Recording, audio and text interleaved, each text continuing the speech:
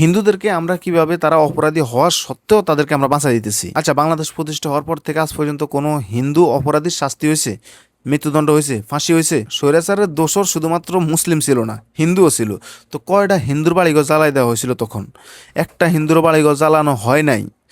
তাও ওই জ্বালানো হয়েছে মাশরাফির বাড়ি, বলা হয়েছে ইন্ডিয়াতে যে হিন্দু খেলোয়াড় লিটন কুমার দাসের বাড়ি জ্বালানো হয়েছে। এই বয়ান প্রতিষ্ঠা করছে কে? আচ্ছা, আপনারা যে বলেন যে সংখ্যালঘু সংখ্যাগরিষ্ঠ, তো বাংলাদেশের সরকারি যত বড় বড় পদগুলো আছে ওইগুলা কারা বসে? হিন্দুরা তো, তাই না? যেখানে বসার কথা মুসলিমেরা, কারণ 93% মুসলিমের দেশ এটা। তো এখানে 60% কিংবা 5% হিন্দুরা কিভাবে বাংলাদেশের সর্বোচ্চ পদগুলোতে যায় বসে? তো সংখ্যালঘু কারাই জায়গায়? মুসলিমরা না? তো আপনারা এই বয়ানটা কেন দেন, কিংবা এই কথাগুলো কেন বলেন যে সংখ্যালঘু সংখ্যাগরিষ্ঠ? যেদিন আপনারা অপরাধীরা অপরাধী বলতে পারবেন, হিন্দু মুসলিম সংখ্যালঘু সংখ্যাগরিষ্ঠ এই কথাগুলো বাদ দিতে পারবেন, ওই দিন থেকে এদেশে হিন্দু হোক মুসলিম হোক, হিন্দুরাও কাঠগড়া দাঁড়াইতে হবে।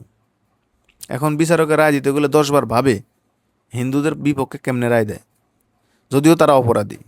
কারণ ওই সংখ্যালঘু সংখ্যাগরিষ্ঠ আমাদের টোটালি বই থেকে শুরু করে আমাদের অন্তর থেকেও এই শব্দগুলো মুছে ফেলতে হইব। কখনো আমরা মুখ দিয়ে এই শব্দগুলো উচ্চারণ করব না। এগুলাই এদেশের হিন্দুদেরকে বাঁচাইয়া দেয় বারবার।